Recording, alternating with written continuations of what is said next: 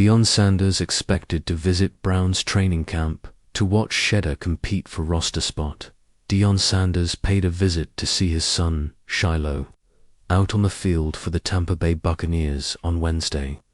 It was the first time the Colorado Buffaloes coach was out in a non-formal public setting since dealing with an undisclosed health issue. Coach Prime lived up to one half of his word about visiting both of his sons before the start of the NFL preseason. Shedeur Sanders and the Cleveland Browns ran out onto the practice field in Berea, Ohio, to begin their official training camp on Wednesday. He's expected to be next up for a visit from dear old dad. While this is the off-season camp most has been waiting for, it doesn't appear the QB competition has begun in earnest. Day one of Browns training camp very closely resembled what viewers saw from rookie minicamp, voluntary minicamp, and mandatory OTAs. No pads, very little contact, almost exclusively drill work. This Browns training camp is not taking place at the Greenbrier in West Virginia for the first time since 2023. Coaches and front office personnel have commented on the need to get back, a sense of urgency and build toughness.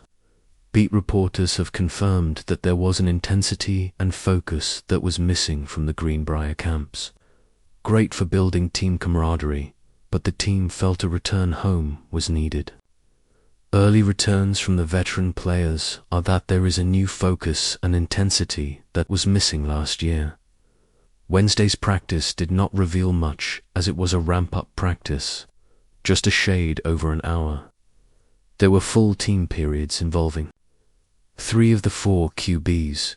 The QB reps went to Pickett, Gabriel, and Sanders, in that order.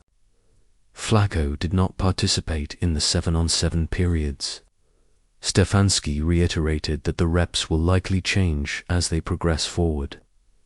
Stefanski also mentioned the staff will go in with plans for each week, but are ready to adjust that plan accordingly.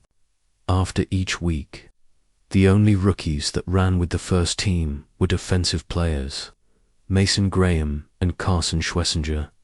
There have been noticeable improvements made by Shedeur Sanders in the time off between minicamps and training camp.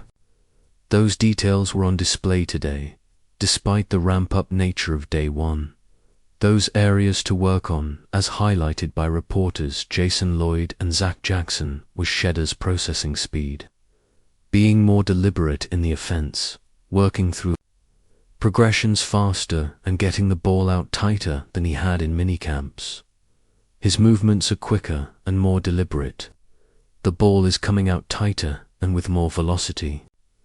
Even Shedeur's pocket depth looks increasingly better than it did in the early stages. Shedeur will continue to be the biggest fan draw throughout training camp.